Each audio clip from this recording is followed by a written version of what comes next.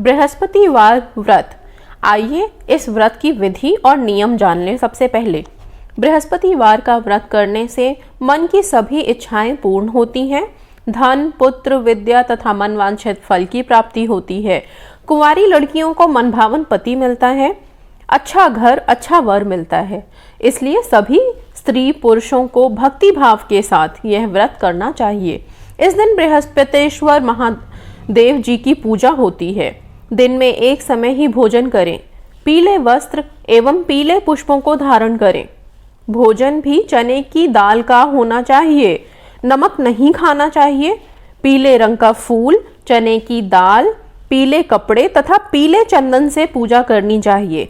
इस व्रत में केले का विशेष रूप से पूजन करना चाहिए।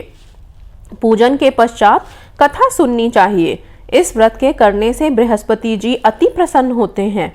कथा और पूजन के समय मन, क्रम और वचन आदि से शुद्ध होकर मन में जो इच्छा हो उसकी पूर्णता के लिए बृहस्पति देव से प्रार्थना करनी चाहिए।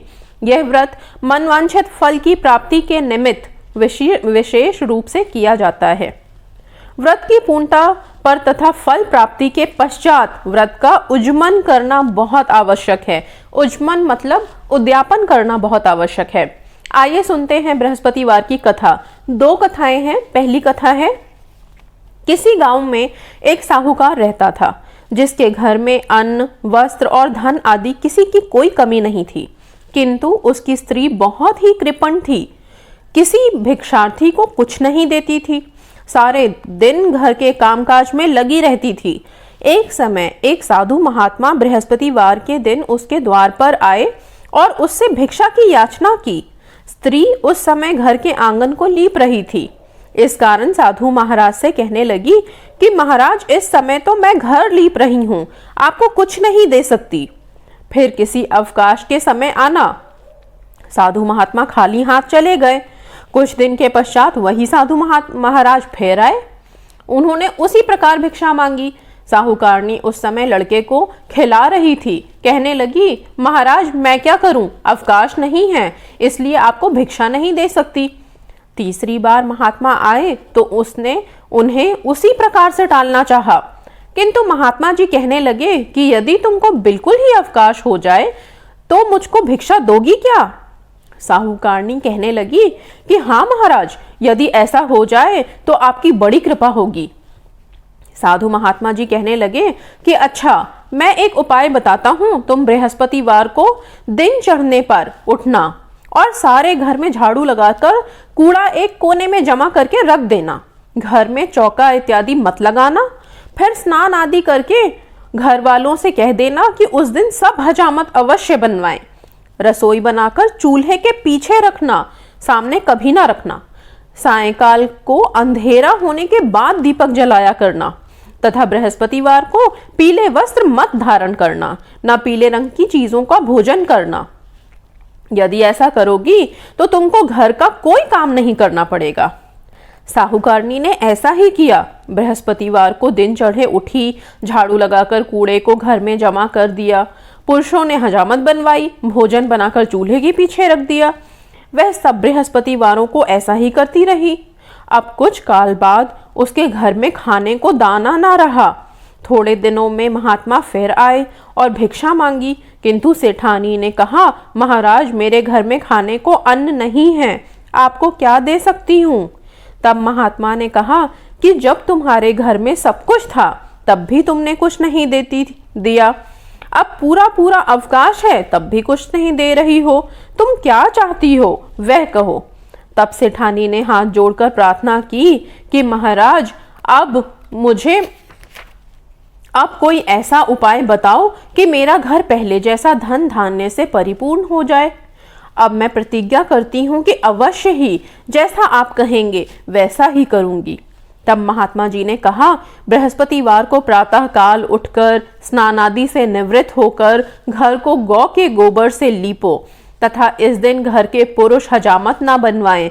भूखों को अन्न जल देती रहा करो। ठीक सायंकाल दीपक जलाया करो। यदि ऐसा करोगी तो भगवान बृहस्पति जी की कृपा से तुम्हारी सब मनोकामनाएं पूर्ण होंगी। सेठानी ने ऐसा ही किया और उसके घर में धन धान्य वैसा ही हो गया जैसा पहले था। इस प्रकार भगवान बृहस्पति जी की कृपा से वह अनेक प्रकार के सुखों को भोगकर दीर्घ काल तक जीवित रही। हे बृहस्पति देव, जिस तरह से आपने इस पे कृपा की उसी तरह हम सब पर कृपा बना के रखिएगा। आइए दूसरी कथा सुनते हैं। दूसरी कथा है, एक दिन इंद्र बड़े अहंकार भाव से अपने सिंहासन पर बैठे थे और बहुत से देवता, ऋषि, गंधर्व, किन्नर आदि सभा में उपस्थित थे। जिस समय बृहस्पति जी वहां पर आए तो सबके सब उनके सामने सम्मान में खड़े हो गए, किंतु इंद्र गर्व के मारे खड़े नहीं हुए। यद्यपि वह सदैव उनका आदर किया करते थे। बृहस्पति जी ने इसे अपना अनादर समझा और वहां से उठकर चले गए। उनके जाने के उपरांत इंद्र को बड़ा शोक हुआ कि देखो, मैंने गुरुजी का आज अनादर कर दिया, मुझसे बड़ी भारी भूल हो गई। गुरुजी के आशीर्वाद से ही तो मुझको यह वैभव मिला है। उनके क्रोध से यह सब नष्ट हो जाएगा, इसलिए उनके पास जाकर उनसे क्षमा मांगनी चाहिए, जिससे उनका क्रोध शांत हो जाए और मेरा कल्याण संभव हो। ऐसा विचार कर इंद्र उनके स्थान पर गए। जब बृहस्पति जी ने अपने योग बल से यह जान लिया कि इंद्र क्षमा मांगने के लिए यहाँ आ रहे हैं, तब क्रोधवश उससे भेंट करना उचित न समझकर वे अंतर्ध्यान हो गए। जब इंद्र ने बृहस्पति जी को घर पर न देखा तब निराश होकर लौट आए। जब दैत्यों के राजा वृषवर्मा को यह समाचार विदित हुआ तो उसने अपने गुरु शुक्राचार्य की आज्ञा से इंद्रपुरी को चारों ओर से घेर लिया। गुरु की कृपा न होने के कारण देवता हारने व मार खाने लगे।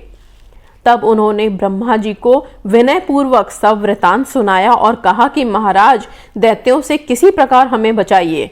तब ब्रह्मा जी कहने लगे कि तुमने बड़ा अपराध किया है जो गुरुदेव को क्रोधित कर दिया। त्वष्टा ब्राह्मण का पुत्र विश्वरूपा बड़ा ही तपस्वी और ज्ञानी है। यदि तुम उसे अपना पुरोहित बना लोगे तो तुम्हारा कल्याण हो सकता है, किंतु इसके लिए तुम्हें पहले त्वष्टा से जाकर विनती करनी होगी और उनसे पुरोहित बनने को कहना होगा। यह वचन सुनते ही इंद्र त्वष्टा के पास गए और बड़े विनीत भाव से त्वष्टा से कहने लगे कि आप हमारे पुरोहित बनने की कृपा करें, जिससे हमारा कल्याण हो। तब त्वष्टा ने उत्तर दिया कि पुरोहित बनने से तपोबल घट जाता है। तुम बहुत विनती करते हो, इसलिए मेरा पुत्र विश्वरूपा पुरोहित बनकर तुम्हारी रक्षा करेगा। विश्वरूपा ने पिता की आज्ञा से पुरोहित बनकर ऐसा यत्न किया कि हरि इच्छा से इंद्र वृषवर्मा को युद्ध में जीतकर अपने आसन पर स्थित हुआ। विश्वरूपा के 3 मुख थे। एक मुख से वह सोमपल्ली लता का रस निकालकर पीते थे, दूसरे मुख से वह मदिरा पीते थे और तीसरे मुख से अन्नादि भोजन करते थे। इंद्र ने कुछ दिनों उपरांत कहा कि मैं आपकी कृपा से यज्ञ करना चाहता हूँ। तब विश्वरूपा की आज्ञा अनुसार यज्ञ प्रारंभ हो गया। तब एक दैत्य ने विश्वरूपा से कहा कि तुम्हारी माता दैत्य की कन्या है, इस कारण हमारे कल्याण के निमित्त एक आहुति दैत्यों के नाम का भी दे दीजिए। यह अंतिम अति उत्तम बात है। विश्वरूपा उस दैत्य का कहा मानकर आहुति देते समय दैत्य नाम भी धीरे से लेने लगे। इसी कारण यज्ञ करने से देवताओं का तेज नहीं बढ़ा। इंद्र ने यह वृतांत जानते ही क्रोधित होकर विश्वरूपा के 3 सर काट डाले। महापान, मदपान करने वाला मुख भंवरा, सोमपल्ली पीने वाला मुख कबूतर और अन्न खाने वाला मुख तीतर बन गया। विश्वरूपा के मरते ही इंद्र का स्वरूप ब्रह्म हत्या के प्रभाव से बदल गया। देवताओं के 1 वर्ष तक पश्चाताप करने पर भी ब्रह्म हत्या का वह पाप ना छूटा, तो सब देवताओं के प्रार्थना करने पर भी ब्रह्मा जी ने बृहस्पति के सहित वहां आगमन किया। उस ब्रह्म हत्या के 4 भाग उन देवताओं ने किए। उनमें से 1 भाग पृथ्वी को दिया। इसी कारण कहीं कहीं धरती ऊंची नीची और बीज बोने के उपयुक्त भी नहीं होती। साथ ही ब्रह्मा जी ने यह वरदान दिया कि जहां पृथ्वी में गड्ढा होगा, कुछ समय पाकर वह स्वयं भर भी जाएगा। दूसरा, वृक्षों को दिया जिससे उनमें से गोंद बनकर बहता है। इस कारण गूगल के अतिरिक्त सब गोंद अशुद्ध समझे जाते हैं। वृक्षों को यह वरदान दिया गया कि ऊपर से सूख जाने पर उनकी जड़ फिर फूट जाएगी।